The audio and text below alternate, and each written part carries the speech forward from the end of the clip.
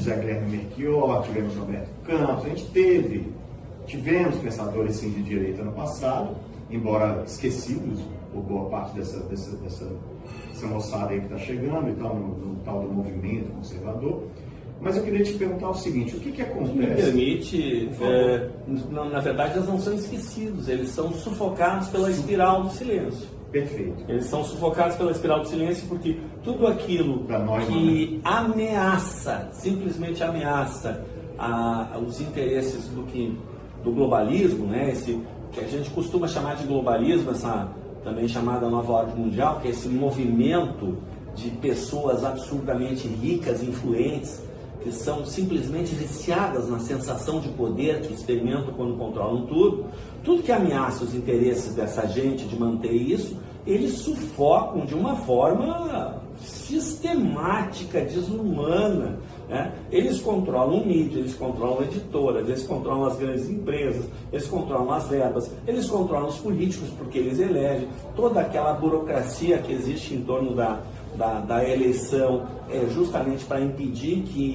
que surjam. Eles têm pessoas infiltradas no meio do que seria um movimento conservador para fingirem que são da nossa turma, são alavancados, inclusive eles terminam se sobressaindo não raro, tá? E para quê? Para nos atrapalhar, que é assim que eles controlam, né? E a coisa está muito séria, tudo que está acontecendo nos dias atuais, eu acredito que daqui uns 10 anos para diante vão se referir a esse ano de 2020 como o ano que não existiu realmente, né? E tudo porque eles perceberam que apesar de tudo isso que eles fazem de sufocar o pensamento que desmascara as mentiras e os engodos do globalismo, tá? Desmascara as ilusões que alguns chamam de matrix ou holograma psicopata, tá?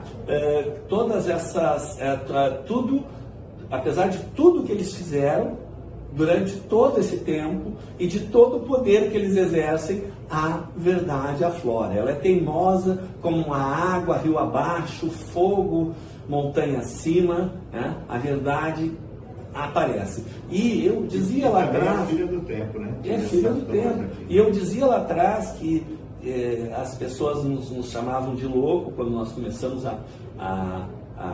eu fazia muito ativismo social, eu presidi Rotary, fundei o Rotary Moinhos de Vento, participei em inúmeras atividades assistenciais, e eu me dei conta que eu estava enxugando gelo, porque enquanto eu estava atendendo pessoas que tinham carências, existia todo um mecanismo de manutenção dessa carência, porque nós, humanidade, já atingimos no início do século a tecnologia capaz e suficiente para proporcionar a toda a população do planeta uma qualidade de vida superior a que nós, vamos dizer assim, uma classe média alta, dispomos.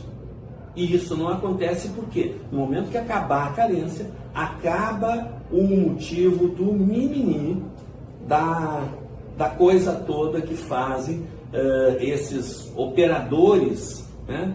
Que na verdade existe uma coisa que as pessoas não se dão conta, né? Nós estamos numa guerra de quinta geração, uma guerra de narrativas, onde não usam mais armas, né? Começou, guerra de primeira geração era com pedras, né?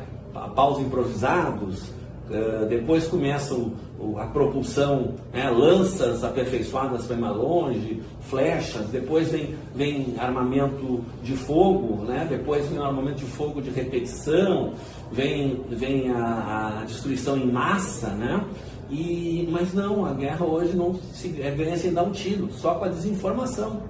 Com a desinformação, porque as pessoas não se dão conta como é que funciona o processo de pensamento de comunicação. Quando nós estamos num paradoxo, nós ficamos incapacitados. E incapacitados, nós estamos indefesos.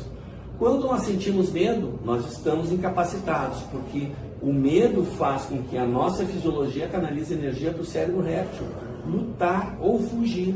E o fugir consiste justamente em criar uma imunidade cognitiva com relação àquilo. Então a pessoa não quer saber. Então, é tudo uma guerra de quinta geração. E fundamental numa guerra é você seguir, você seguir estratégias, né? Como o melhor manual de estratégia, não inventaram nada melhor ainda, é o Sun Tzu, a arte da guerra, né? Você precisa conhecer o inimigo. E quem é o nosso inimigo? O nosso inimigo são essas pessoas absurdamente ricas, né? Mas eles têm uma característica, tá? Eles têm uma mutação genética que a medicina chama de psicopatia, que não é uma doença, apesar de estar lá no Código Internacional de Doenças, tá? E também no DSM, né? Que é sobre os distúrbios mentais, a psicopatia não é uma doença, é uma característica genética, tá? Que faz com que a pessoa não tenha as 3 características que nos fazem humanos. Quais são essas 3 características que nos diferenciam como espécie, nos caracterizam e que nos trouxeram até aqui, que a base do conservadorismo são essas características. Nós temos um mecanismo praticamente automático, inconsciente, que a gente não se dá conta, embora ele seja feito no cérebro moderno, no chamado neocórtex, que é o juízo de valor. O juízo de valor é aquela análise que faz com que tudo que tu faz, e faz no sentido lato geral, que inclui até pensar, tudo que tu pensa, tá? Tudo que tu pensa passa por esse juízo de valor. O psicopata, esse mutante, ele não tem a característica da experiência emocional. E aí, como ele não tem experiência emocional, ele não tem remorso pelo que ele faz. E aí isso, junto com a falta de juízo de valor, torna ele um perigo nas decisões dele. Mas ele finge ter emoções, porque ele vê que nós, humanos, somos eu uso a expressão reféns das emoções, porque as emoções nos dominam. Tudo que a gente faz é baseado nas emoções, né? E eles usam as emoções para nos manipular, né? Simulam, né? Eles simulam as emoções. Ele mata a pessoa, vai no velório, ele chora, né? Ele chora e ainda diz, temos que descobrir esse assassino, e se possível ele já começa a botar a culpa em alguém que ele quer explodir. E eles têm uma facilidade de fazer isso, porque como eles não têm experiência emocional, eles não são como nós, reféns das emoções. Você dá um teste para eles te dão a resposta correta, só que eles não usam a parte do juízo de valor, não tem atividade nenhuma, eles usam a parte racional, eles pensam como responder. Esse projeto começou há décadas e, aliás, quando se falava nesse projeto, a gente recebia uma tarjinha maluco, teoria da conspiração. A palavra teoria da conspiração, a palavra não expressão, ela foi criada em 1815, quando Rothschild and Gang fazem o que eu chamo o start do globalismo, seria lá, no golpe da Bolsa de Londres. Eles dão um golpe da Bolsa de Londres, um negócio que eles assumem o controle de toda a economia da Inglaterra, que era a maior economia do mundo, a maior frota do mundo, o maior poderio do mundo, e eles assumem o controle da economia, e a família real passa a ter que comer na mão deles. E aí eles até mudam o foco, até então eles queriam acabar com as monarquias todas. E ali eles veem que eles podem controlar as monarquias, ou trazer as monarquias e ser associadas, e se criou. E aí que tem digamos assim, ali que surge a estrutura, a formatação atual dessa nova ordem, que são pessoas absurdamente ricas e outras nem tanto, mas que são famílias reais, ou que controlam, ou que estão exercendo poderes, que são essas dinastias políticas, que eles até vão ganhando muito dinheiro com o tempo, mas na verdade eles estão lá mais porque eles são quem faz essa preservação.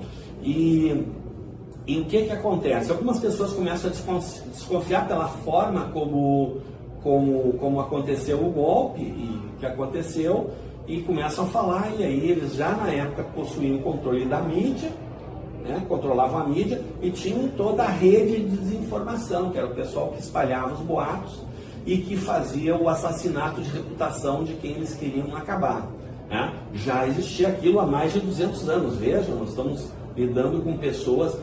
Eu estou fazendo todo esse esforço aqui porque, do meu ponto de vista, a coisa mais importante que um conservador precisa saber é contra o que nós lutamos, né? Que são essas pessoas absurdamente ricas que controlam tudo, né? Então, o conservadorismo seria, na verdade, aquela atitude de buscar aquilo que vai proporcionar o desenvolvimento humano. Tá?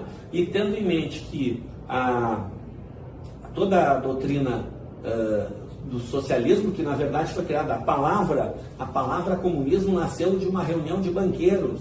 Eles viram a desgraça, eu não vou falar aquela palavra com N, pontinhos, que foi a Revolução Francesa, a maior farsa da Revolução Francesa, tá? A maior farsa da Revolução Francesa, porque liberdade, igualdade, fraternidade, o negócio era uma carnificina sem tamanho, e incontrolável. A divisão esquerda e direita era uma coisa artificial, e que eles tentaram usar aquilo para controlar e que também não deu certo. Então eles chegaram à conclusão que eles precisavam de uma doutrina que tivesse pontos em comum com as principais formas de pensar para facilitar a sua aceitação e para reduzir a possibilidade de rejeição.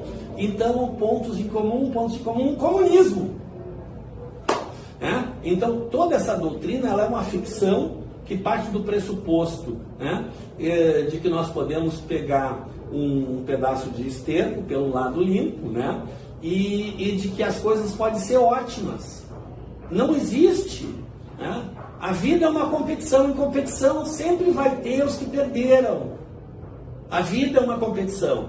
E sem competição não há progresso nem produção de bens e de alimentos. A questão toda nós podemos ter uma competição sadia em que mesmo aqueles que ficam em segundo, terceiro, etc., tenham acesso a bens, porque a tecnologia nos permite. Só que eles não deixam isso acontecer. Tudo era com